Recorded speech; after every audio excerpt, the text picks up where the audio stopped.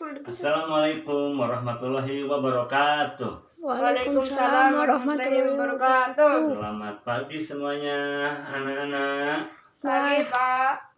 Oke, Bapak lihat kalian semua tampaknya sehat ya. Coba Ya. Bapak hitung, ini ada 30 orang ya. Oh, 28. Yang 2 orang lagi kemana? Sakit Oh, kayaknya, Pak. sakit. Ya, mudah-mudahan dia cepat sembuh ya. Kita doakan mudah-mudahan dia cepat sembuh. Nah, mari kita sebelum belajar, mari kita berdoa dulu. Silakan KM Dapa untuk memimpin doa, silakan. Berdoa mulai. Selesai. Ya, terima kasih ya. Kita sudah membaca doa. Mudah-mudahan apa yang kita pelajari hari ini bisa bermanfaat ya. Bapak sangat senang sekali ketika masuk di kelas ini karena kalian itu selalu tampil lebih semangat. Maka Bapak mengajarnya juga penuh dengan semangat. Oke, nah Bapak sekarang mau nanya, coba ya. Apa yang kamu makan tadi pagi? Bubur, Pak. Bubur? Ya. Bubur, bagus. Coba Arkan, berapa kali makan kamu setiap hari, Arkan? 3.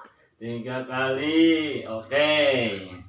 Kemudian coba, apa fungsi makan? Untuk kesehatan tubuh, Pak. Oke, untuk kesehatan tubuh supaya tubuh kita menjadi kuat ya. Karena kalau tanpa makan tubuh kita tidak kuat. Nih, coba nanti ya. Makanan ini kalau kita makan, nah kira-kira kemana nih makanan ini? Perut. Ke perut. Perut, masuknya lewat mana? Mulut. Lewat mulut, terus keluar. Oh, gitu ya. Oke.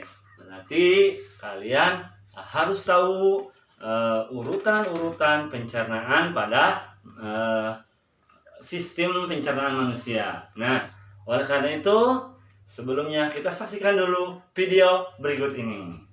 Bahas pencernaan makanan dari mulut ya. Setelah dari mulut, makanan kita menuju kerongkongan.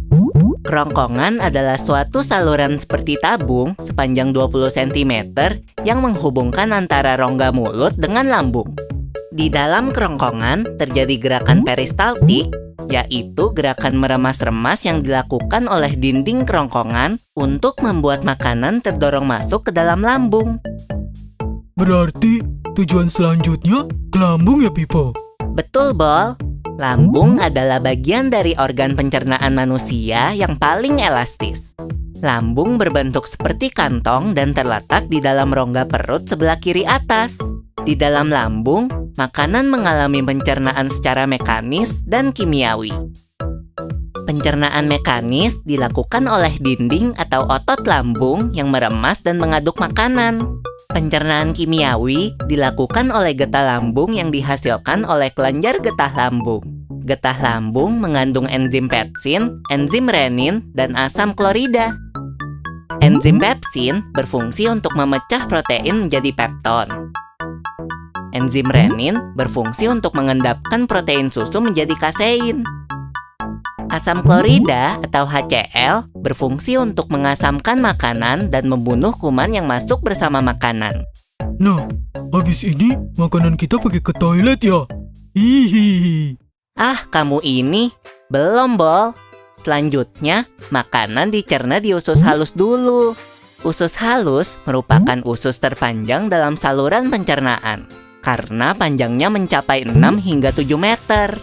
Di dalam usus halus terdapat cairan khusus yang membantu penyempurnaan pencernaan makanan. Oh iya, usus halus terdiri dari 3 bagian, yaitu usus 12 jari, usus kosong, dan usus penyerapan. Apa aja ya fungsinya? Usus 12 jari atau disebut juga duodenum memiliki panjang kira-kira 25 cm. Usus 12 jari mencerna makanan dengan bantuan getah pankreas dan getah empedu. Getah pankreas dihasilkan oleh kelenjar pankreas. Getah pankreas mengandung enzim-enzim berikut: Enzim amilase berfungsi mengubah zat tepung atau amilum menjadi zat gula atau glukosa. Enzim tripsin berfungsi mengubah pepton menjadi asam amino. Enzim lipase berfungsi mengubah lemak menjadi asam lemak dan gliserol. Kalau getah empedu dihasilkan oleh hati dan disimpan dalam kantong empedu. Getah empedu berfungsi untuk mencerna lemak. Selanjutnya, usus kosong atau jejunum terletak di antara usus 12 jari dan usus penyerapan. Usus kosong memiliki panjang sekitar 2,5 meter dan berfungsi untuk mencerna makanan dari usus 12 jari. Terakhir adalah usus penyerapan yang merupakan tempat penyerapan sari-sari makanan. Di seluruh permukaan dindingnya terdapat ujung-ujung pembuluh darah yang menyerap sari-sari makanan. Kemudian, sari makanan diedarkan melalui aliran darah ke seluruh bagian tubuh. Jadi makanan yang kita makan kembali lagi ke dalam tubuh kita ya? Iya, Bol. Habis itu, sisa makanan yang dicerna masih berlanjut ke usus besar. Nah, usus besar berfungsi menyerap cairan, vitamin, dan mineral dari sisa-sisa makanan yang telah diserap oleh usus halus. Pada usus besar, terdapat bakteri yang berguna untuk tubuh bernama E. coli yang berfungsi untuk membantu proses pembusukan sisa makanan. Proses pembusukan sisa makanan akan menghasilkan kotoran atau feses yang kemudian dikeluarkan melalui anus. Oh gitu. Nah, gimana dengan mulus? Itu disebabkan oleh apa ya, Pipo? Organ terakhir yang bernama rektum adalah ujung muara dari usus besar yang berfungsi sebagai tempat penyimpanan feses sementara. Ketika rektum terisi penuh dengan feses, maka saraf akan mengirimkan respon kotak yang menimbulkan rasa ingin buang air besar.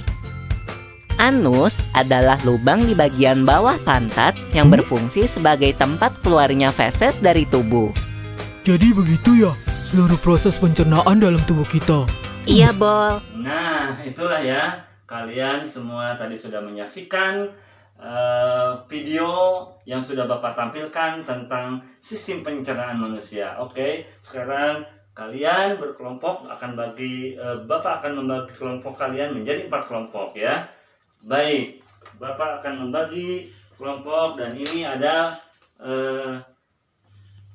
kalian hanya mengurutkan kira-kira mana saja urutan pencernaan manusia yang benar. Baik, Bapak akan bagikan ya.